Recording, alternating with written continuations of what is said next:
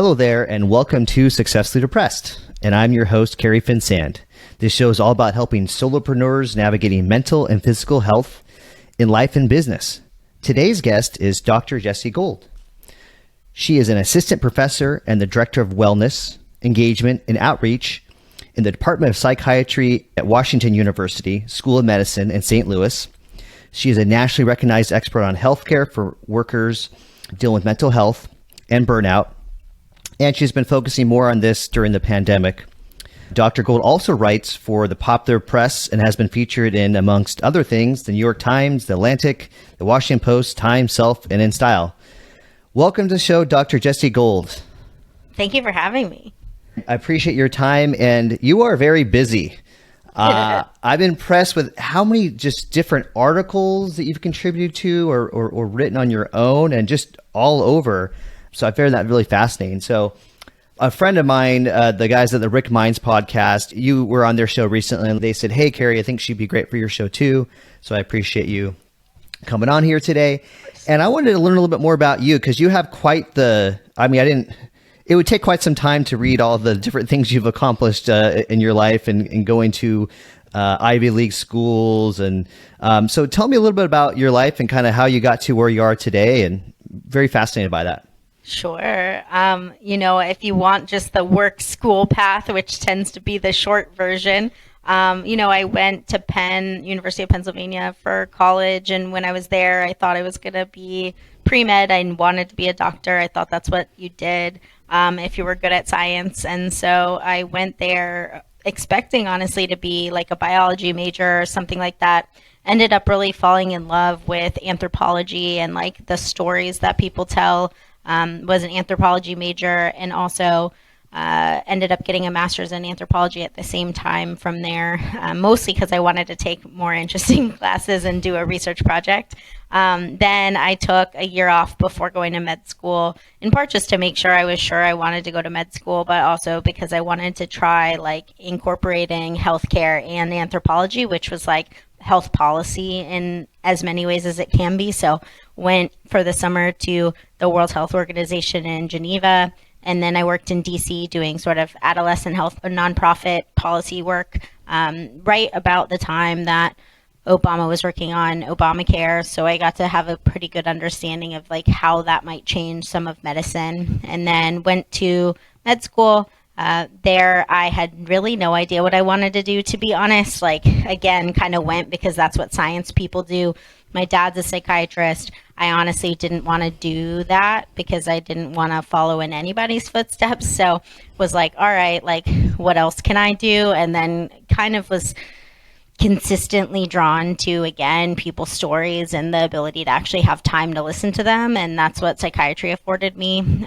So I did med school and then psychiatry training and kind of ended up where I am. Have been really interested in a couple of things over time, like the intersection of like how we train people and their mental health. So that can be any workplace, but I have a better awareness of the healthcare workspace because I work in it and I've gone through all that training myself too. So I have a practice where I see a lot of healthcare workers, but I also see faculty and staff and their college age kids. Have been consistently interested in the college population as well, because I think they're pretty ignored in that space because you kind of are a kid and then you're not a kid and there's no like awareness of all of the extra stressors in that age group. So I've like consistently been interested in that. And then probably the third thing being this sort of like overlap between pop culture and mental health. So whether it's portrayals of mental health on TV or movies, having an ability to digest that by writing and giving people extra information around it, or working kind of behind the scenes and helping with some of that and shaping the stories, because I think that's where stigma in a lot of ways originates. That's a summary. I don't know how good a summary that was. It's hard to instill like all the different things you do, or just how to even remember all the different things that we do in our lives and everything. So no, that was great. I wanted to get the basic understanding of how you became a psychiatrist, but obviously there's influence in your family, and it's interesting when you don't necessarily want to do that, and then somehow it was around you and you're like, oh, okay, this actually makes sense, because like my wife's in the finance world. That's kind of her dad was in that world too, so she ended up kind of going to that world as well. I don't know if your wife would agree, but if you asked my father, he'd say I'd always been going in that direction and he knew it. He was just trying not to push me. And I think it was helpful, to kind of have him not say like, this is where I think you should be and what you should be doing, and kind of let me fall into it on my own. And we do really different things inside the field. I'm much more of a clinician, and all the writing and stuff is like, then the popular press facing stuff is very different than what he does now, for sure. Well, yeah. And the thing that I found interesting is your research that you do on social media. I know you're using social media as a platform to kind of help spread mental health awareness and trying to break through the stigma of what it is. But I also see that you talk about celebrities and how they're dealing with mental health. Where I'm trying to go with this is, social media is kind of a double-edged sword. There's been some good things that come from it, and communicating with people and getting the word out there quickly. But then it's been really a challenge for us because our brains aren't designed to see so much information. It's just a short period of time. So I guess, what are your kind of thoughts and tips for people and how they use social media? I agree with that description, the double-edged sword. I think in a lot of ways, the research that comes out on social media is very one-sided and not at all nuanced. So you'll see a study that says being on social media is bad for your mental health, and that's the conclusion that comes out of it. But if you look at it, it's a small study, or the nuance in it is completely neglected, or the specific populations that are using social media. I think the best data we have is it's bad for self-esteem, and I think that makes sense. I think anxiety, depression, it's kind of mixed, and I'm a big believer that the pandemic, it was one of our only ways of actually communicating with people, so you couldn't say that wasn't helpful. Maybe there would be better connection if we were in person, but since we didn't have that option, I think it's just really bad to sort of wave a magic wand and say social media is the worst and we can't do social media and you need to keep kids off social media.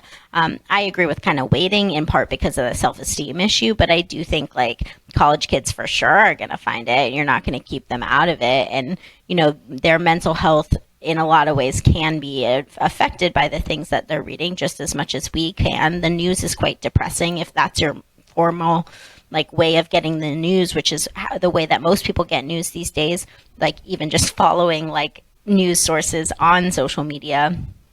It's not uplifting. There's not a lot of stuff that you're this is great news. That's why I liked that thing that John Krasinski did over the pandemic, where it was good news, because we don't get that enough. And for the most part, it's hard. And I think being aware that social media affects your mental health and treating it that way is the best way of approaching it. So is this making me anxious? How am I feeling? Am I grinding my teeth? Am I angry? If so, what can I do to change that? A lot of that is going to maybe be limits or doing something else instead. But I think really just being aware that it can have an impact, and that's not your fault if it's having an impact, and you can do something about it if it is, and say either I'm going to take a little bit of a break, I'm going to do something else, or I'm just going to check in with myself repeatedly, make sure this is okay, or blocking certain words or blocking certain people, whatever you need to do to make that a safer place for you. But you don't owe anybody anything on there, so feeling you're safe in that place to talk or meet people or learn about the news it's a great place for that. But I think you just have to kind of take it with a grain of salt and say this is an imperfect medium, but it's also not going away. So how can I exist within it? Yeah, I think that's a good point. I know what I've started to do is I don't look at my social media or my email for a while. I wake up and I do some meditating and some journaling and then some movement and plan the day. And then once I do that, then I said, okay, now if I want to look at my email or anything else, I can. And I know that's helpful for me because before I would go down rabbit holes, or I get an email, I'm oh, what's going on with this particular email? And is this something I really need to take care of right now? So yeah, I think that's it's all trying to find the balance. I know I've interviewed some people that they spend just certain amounts of time the day on it. Other people have deleted it from their phones, and other people just love it. So I think it just depends on kind of who you are and where you're at in your life and everything. Yeah, I mean, I've never gone as far as deleting it.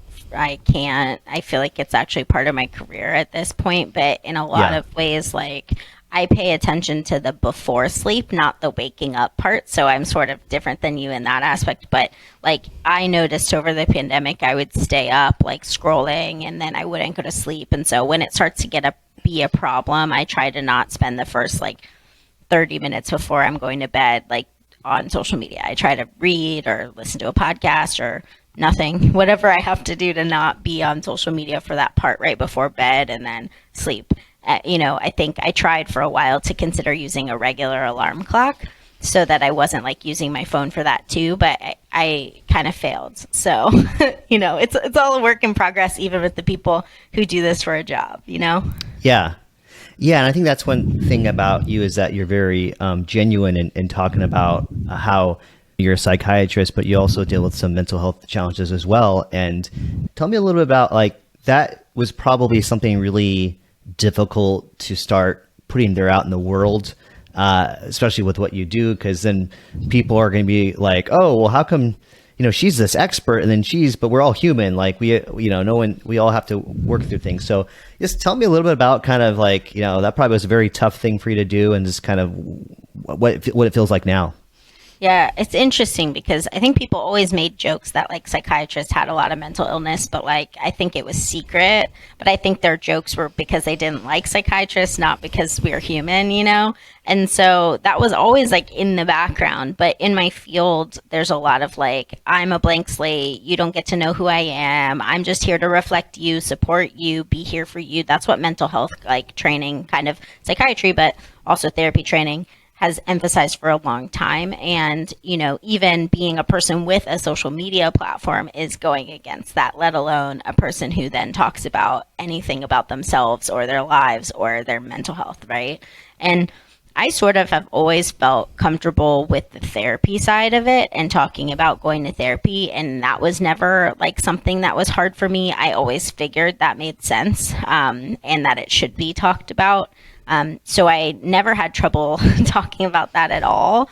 I noticed over COVID, there was this time period where a healthcare worker in New York died by suicide, and a bunch of healthcare workers on social media were like, let's talk about our mental health, basically like a kind of viral thing where they were like, I take this med, I do this, whatever. It rarely happens in healthcare. We have a ton of stigma and a ton of problems talking about this stuff.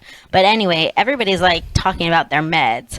And I said something about therapy and realized like, on reflecting that I've never talked about being on meds, and I'm a person who prescribes meds. And I was like, that's hypocritical, but it's also odd. Like, I don't know how to reconcile the fact that I spend all day telling people they're normal and they don't affect you and like you can be a great doctor and take them, and not be able to say that myself. So I actually took that to therapy and talked to my therapist a bit about like what that was and where that came from and how this is a thing. And she was very much like, you don't owe people that. Like, if you don't want to tell people that, you don't have to tell people that. But is there a reason you feel like kind of compelled? And I was like, I just feel like I'm seeing the population that are my friends and colleagues and people following me on social. And it feels like if I'm encouraging them to do it, I should be honest about what I've been doing too. It was also around the same time that Britney Spears had given a testimony where she talked about being on lithium. And I was really worried that kind of the perception of psychiatry was going to go down again as being like a bunch of people who just drug people and don't care about the person. And there are a lot of misconceptions about lithium, but also just meds in general, come from people with bad experiences, which make a lot of sense. But if you're a really famous person who had a really bad experience, it can cause a lot of rupture in people's like belief and faith in the field. So I had that in the background and was like, I need to work through this and talk about it. And I wrote this piece for InStyle called like, I'm a psychiatrist and even I stigmatize myself for taking medicine or something like that. The title is not perfectly in my head because I don't actually write the titles, but really with the ability to process that whole thing that I was kind of talking about why I can like not talk about it, but also talk about it for other people, and that difficulty. And I felt really safe being able to do that in that platform, because I've written with the editor who's the lead editor for me for, I don't know, since residency. It's become a really long time, honestly. So I felt comfortable with her having the story and giving me feedback on my story, which is a challenging thing in itself, and putting that out there. I realized in a lot of ways that I harbored a lot of stigma against my own self for being on meds, even if I didn't think that about patients. So like, I thought if I talked about meds, like somehow that made me like a less good doctor, whereas that makes no sense to me cognitively, but I actually did harbor a lot of that internally for myself. And, I've been on Wellbutrin since college, unchanged. Like, as far as meds go, I'm pretty boring, but, they've been really helpful for me. I haven't gone off of them because they've been helpful for me, and I don't really need to test that. But, talking about it has mostly been positive. There's a couple of people who don't love it, and probably some people in the older generation and more academic than me. I work in an academic environment, but there's a different kind of academic person than I am. Like, I do a lot of this like outward facing stuff, a lot less like research, and there's a lot of people doing the other side that would never understand that. And I think it's important that I talk about it, because I don't want people to feel alone. I don't want people to feel like we're not human. And I also want people to realize like it's all a process. Like, that decision was not easy for me either. And I understand what that decision's like for other people. Like, when I'm saying vulnerability makes teams closer, or, try to find some social support in your workplace, because that's how you can deal with some of this stuff. I'm also aware that like not everyone can tell their story in depth, and that most people should just say, the pandemic's been really hard. What's it been like for you? Right. And that's enough. But that's actually more vulnerable than most people are in the workplace. So being able to kind of reconcile all those things and weigh all those things have, I think, informed my ability to do my job better. I think it's kind of interesting sometimes, though, like, my patients don't always Google me, and my patients don't always like read what I write, and very rarely bring it into the office. I wrote another piece about being burnt out at one point during the pandemic, and I had a couple people mention that. But it's very interesting because like I do it with the perspective of like anybody can see it, including my patients. But it's not directed at my patients in any way. And I would honestly, it's like I kind of want to protect them from not knowing things that they don't want to know. But sometimes they've read it, but most of the time, honestly, it's like just everybody else who doesn't see me in the office, which is kind of interesting. We'll link to that article. I have a note on it here. I'm a psychiatrist, and even I kept my mental health meds a secret. I knew it was better than that. They're so good over there. That's definitely not what I said. But we'll have a link to that in the show notes for people to read. But I appreciate you being brave to go out there and tell people.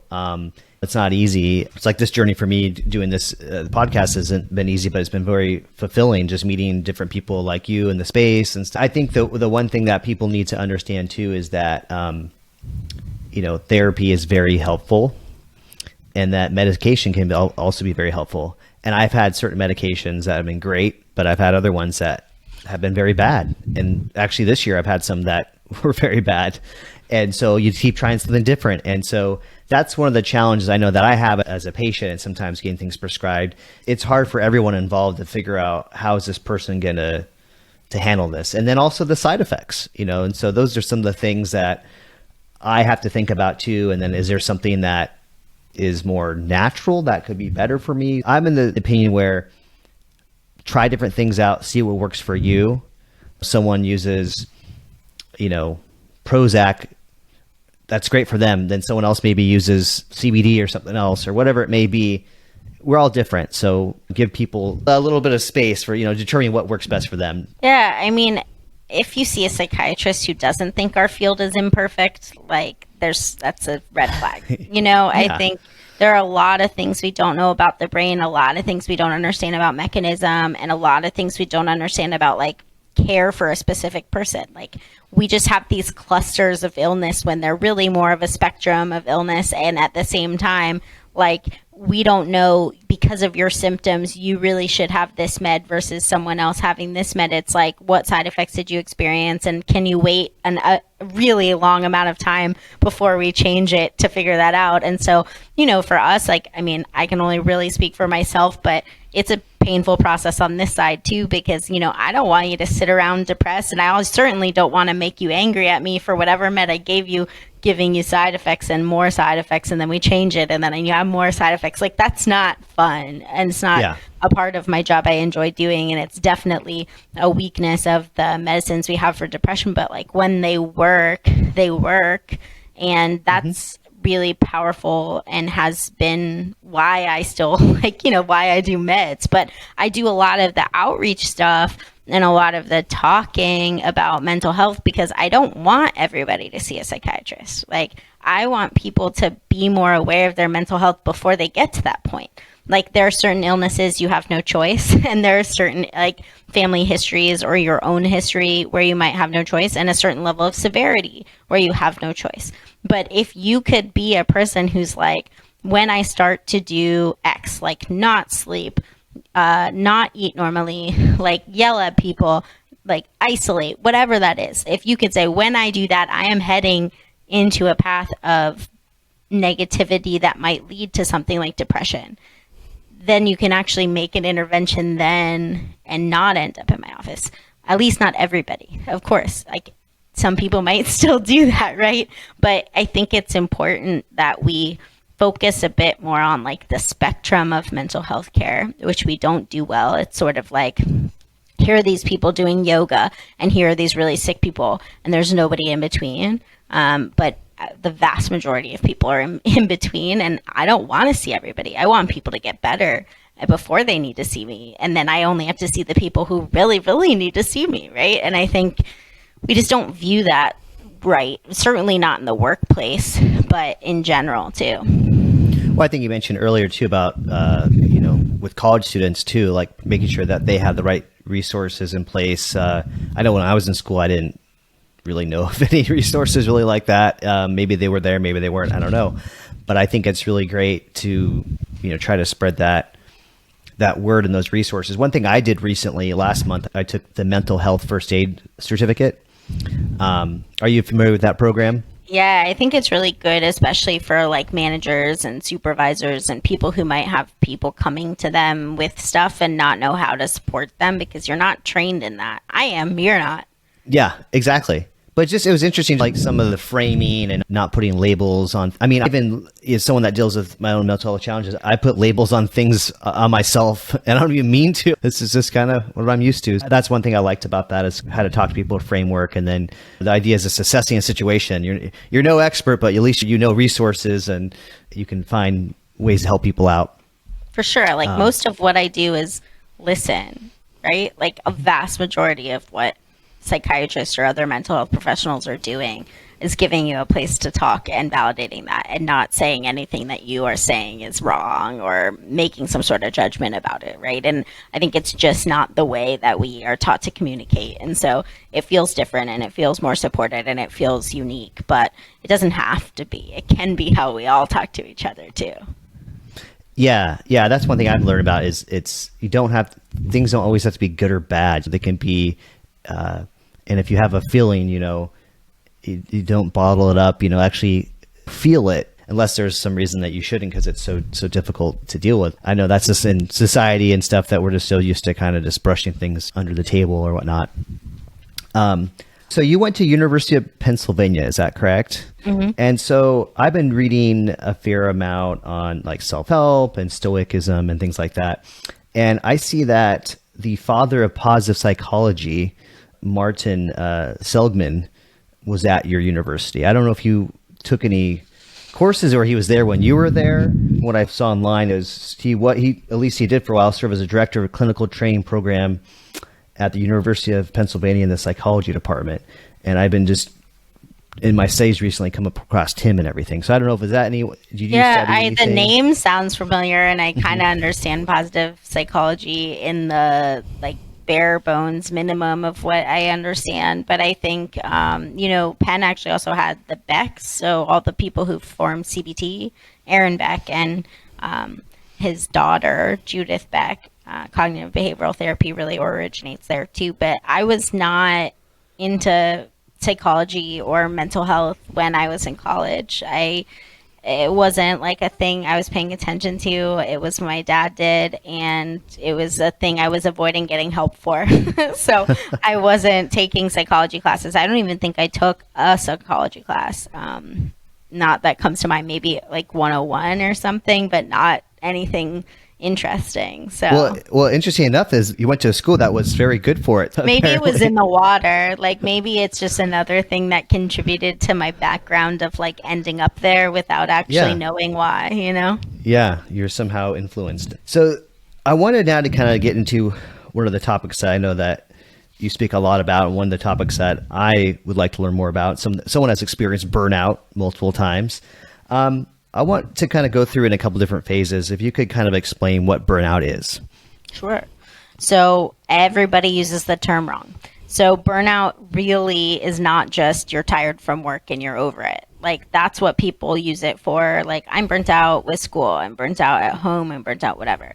Burnout as defined by researchers, as defined by like really classification systems, but not the psychiatry one yet, is this concept of three things. So the first one is emotional exhaustion. In a lot of people that looks like physical exhaustion, but it's just like really being like weighed down by the things that are going on. The second thing is depersonalization. That is like you're going through the motions feeling a lot less connected to things. So like let's say you're a clinician and usually you're really like empathetic with patients. You're very like removed and kind of like next person, right?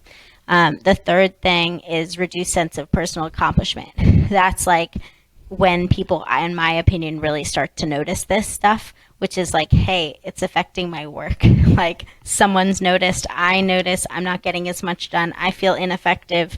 That's a problem. All three of those things have to happen at work in a workplace. Like that's burnout is related only to the workplace. People have asked me if you're a caregiver, if you're a mother, how that then leads to burnout. All of those are jobs. They're just kind of like different jobs, right? So you can view it like that and still use the same term. But the reason it's just not like you're burnt out in your day-to-day life. It's at work or because of work. Yeah, and I see that it says something I found online. It says burnout is now classified as a mental illness caused by unmanaged stress at work. Yeah, so the ICD-10, which is like, or maybe they did it in 11, is like the international classification of diseases, and like it's where a lot of coding for billing in hospital systems comes from. They called burnout a workplace associated disease, basically. Like it's in a different category than like organic diseases. It's in a one called workplace associated, and that's where it falls. We haven't done that yet. So it's not in the DSM. We haven't considered it a psychiatric illness.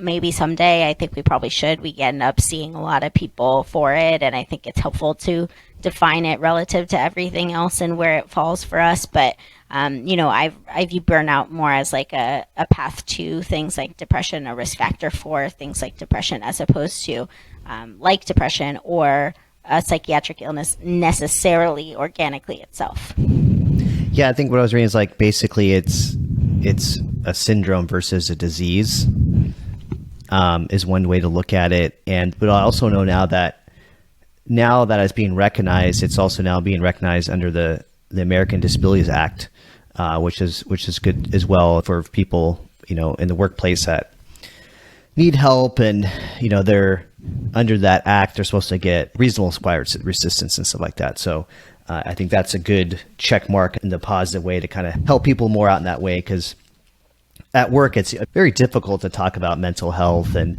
it's not really dialed into culture, and especially in America, we're kind of a hustle culture. So it can be looked down upon for someone that is going through a challenge. Yet most people go through a challenge at one point.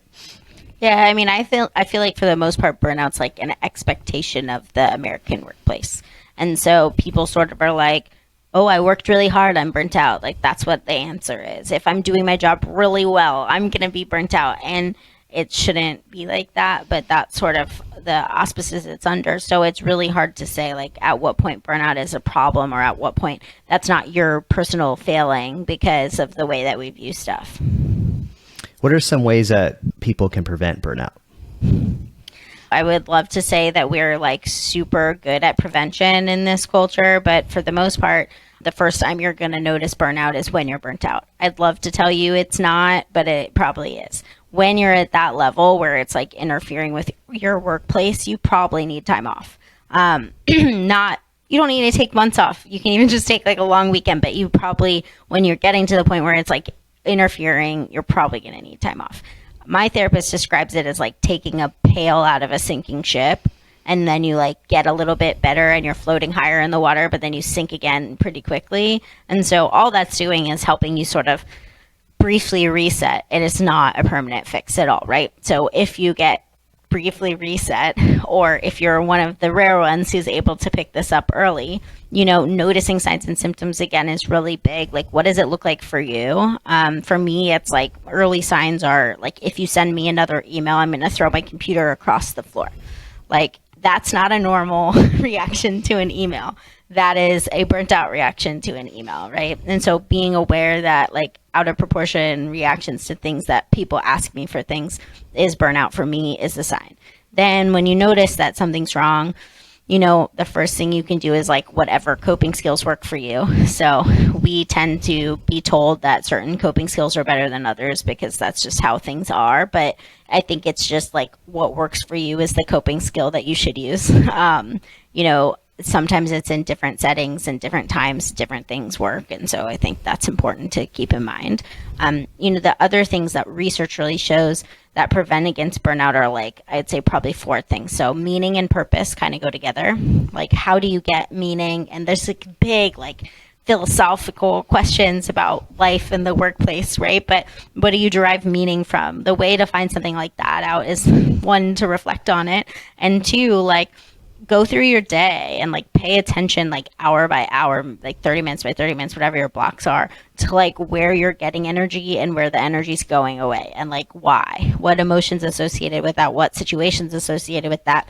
And like, can you mess around with your schedule a little bit to have more of the meaning, even on days that might be longer because they were so burnout inducing? Like, can you put that back in? A lot of people, get meaning from like mentoring or something like that. So can you put some of that in to balance it? In doing that, you then come across the like second thing, which is control, right? So if you can have any sort of control over something, it feels like better for burnout. It's also great for anxiety. Anxiety does not like not being able to know the outcome. But, if you can put some control back in your workplace by saying like, this meeting always is horrible, I'm going to take 5 minutes after it every time. Like, that's your choice. You did it.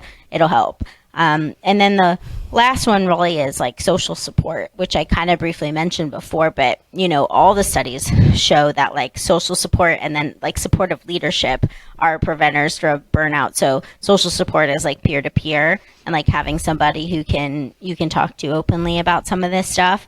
And then, leadership support, supervisory support is like very subjective. Like, I feel like my supervisor is supportive. I don't know what that means. Like, it might mean to you that they talked about mental health or knew all the resources. It might mean just their whole demeanor. It might mean that you went to them for something and they were helpful. I don't know. But like the idea that a supervisor is supportive is helpful for burnout too. Yeah, those are some good points. I think too is you're taking on too much. And I know like with this podcast, that's why I have it come out every other week, just to make sure that I don't overdo it and stuff, because I think I'm like a lot of people in the fact where you have an idea and you're like really passionate about it, and then just it envelops you, and then you just put too much energy into it, and it starts off as something fun, but then it becomes this thing where you're just doing all the time. You're thinking about it, and it's got to be better. It's that whole perfectionism thing kind of kicks in and stuff. I guess one question I have is, okay, let's say someone, kind of talked about different levels of burnout. Let's say someone is to the point where, they've tried things and things haven't worked for them. I know that's kind of where often that you would come in, and where someone potentially would see you, not as advice, but as education. What's the kind of the process for someone that might be dealing with burnout? What can they do as far as seeing help and whatnot?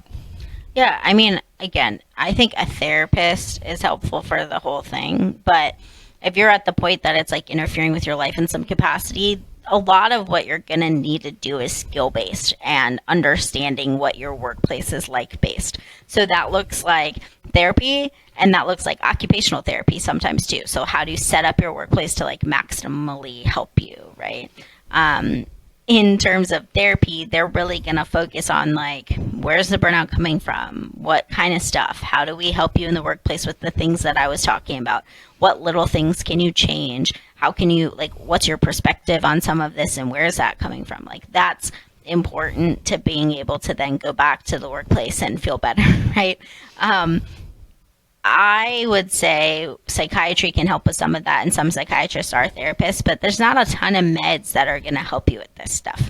Like understanding your skills and understanding what's going on and being able to implement changes and having control and all that is the answer. Meds are probably not, unless you have concurrent other mental health problems. So sleep problems or anxiety, or like I said, it's a risk factor for depression. So then you have depression. Then I think that we're more helpful in the drug side of things than the, coming up with skills. Some people don't want to go to a therapist and they'd rather see like an executive coach. And I think it's a very good topic for them. It's not quite mental health, but it's very workplace associated. So sometimes those people can be quite helpful with like, again, what skills work for them and what works for you. Yeah, my first interview I did was with this woman, Jill Anderson, who's a trauma coach, and it was, very fascinating just to kind of talk about it, because, you think about if you play sports or whatever you do growing up, you have a coach, and sometimes, especially if I'm a good coach, they really teach you a lot about more than the game itself. And having a coach, even with you're working with a therapist, let's say, but having a coach too kind of takes a different perspective. So I think there's a lot of different things out there there's a lot more than there used to be as far as resources and people helping people out, which I think is great. In that, we were talking about kind of the collective trauma that we've all experienced in the pandemic. And obviously in some of your research, you talk about that in the healthcare workspace. Which is fascinating, because I had friends that were nurses and just all the things they had to deal with being frontline workers. So we appreciate your work and the work of the first responders. The next thing I want to talk about is you recently contributed to an article for the New York Times that was called, "How Can I Tell If I'm Depressed or Burned Out?" Could you maybe kind of talk a little bit more about that? Sure. It's super nuanced and kind of annoying in its nuance, like all things, Okay. So sure. I think that article is quite good at trying to peel off the layers and explain the nuances of it. But really, like, burnout is the symptoms I told you about, and it's workplace associated. Depression is not just workplace associated. Depression also has effects on like sleep and appetite and interest in things. So you used to be interested in stuff like watching stupid television or going for a walk, and now when you do, you hate it. Like, that's important to note, and that's much more likely to be like depression because it's your whole life affected and not just the workplace. Depression also comes with things like more severity and suicidal thoughts and hopelessness, and that doesn't tend to come with burnout unless you're in a job that's not getting better and not changing no matter what you do, and then you've become depressed, right? So again, burnout is linked very much so to depression because of that. Like, it's a constant stressor that's not going away. You're like stuck in it, right?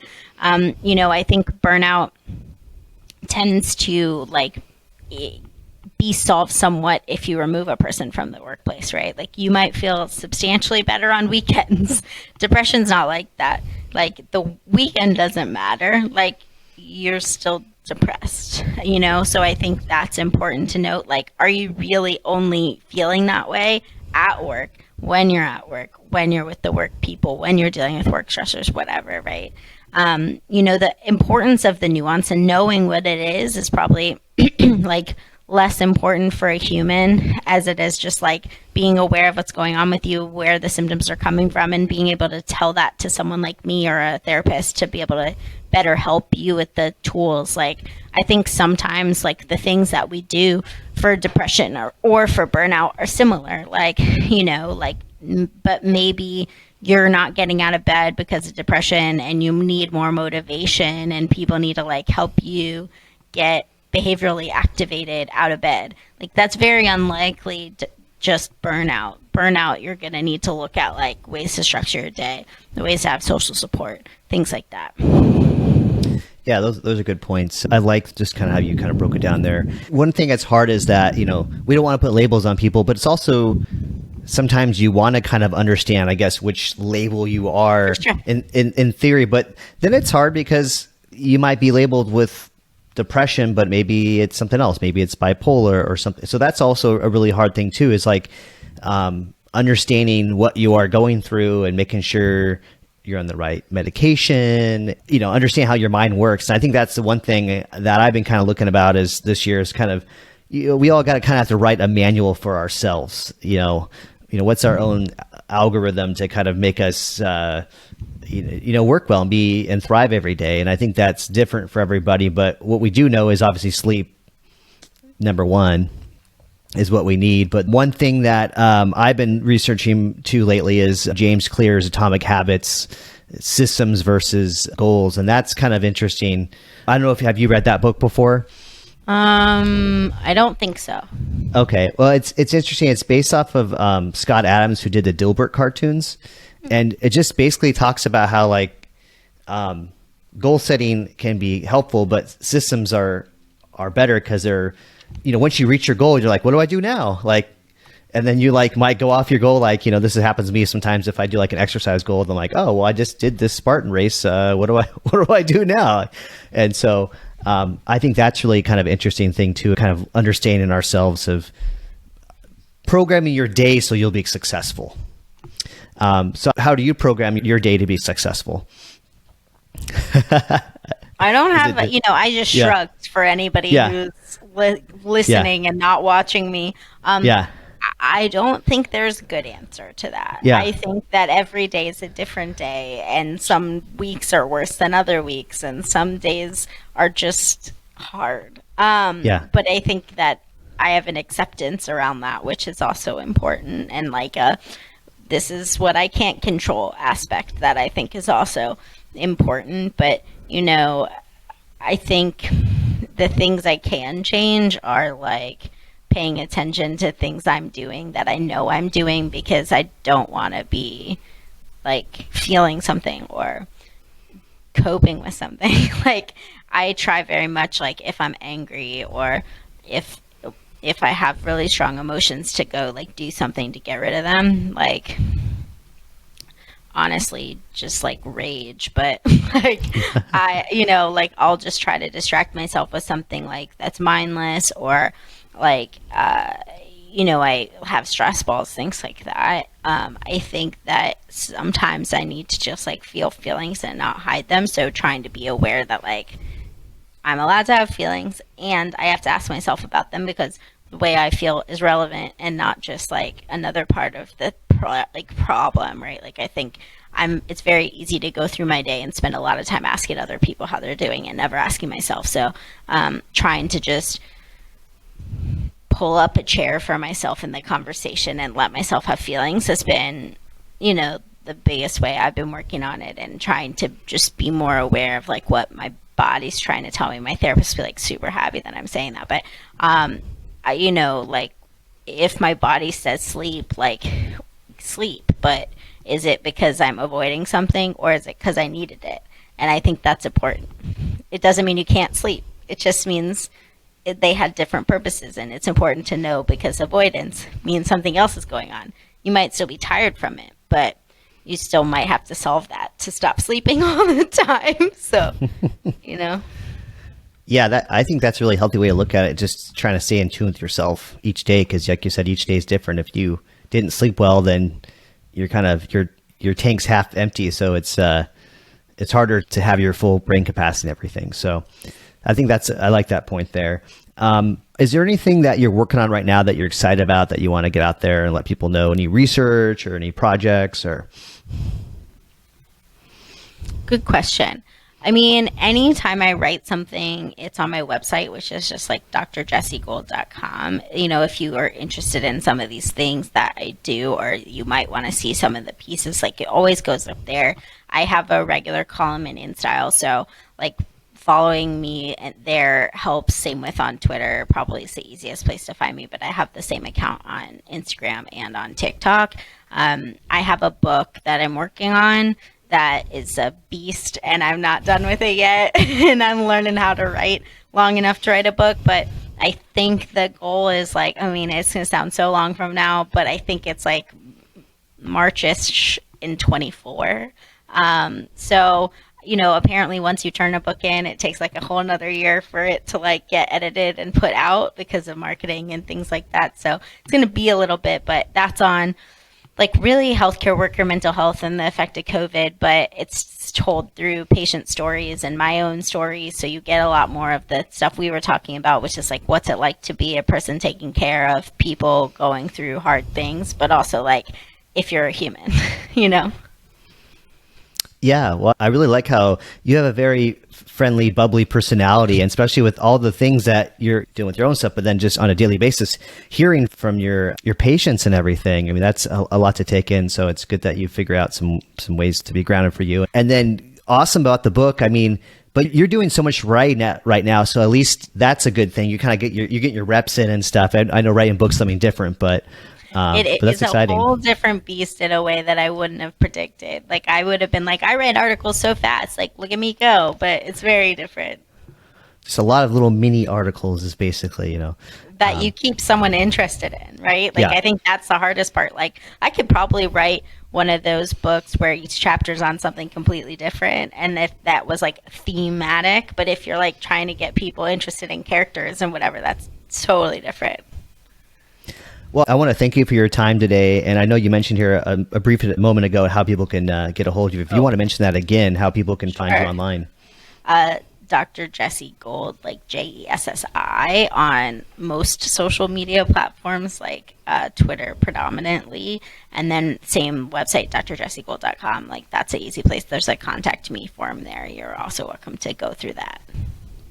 Okay. Well, again, thank you for your time. Of course. Thanks for having me. And I always like to end the show with, remember, you're not alone in life or business.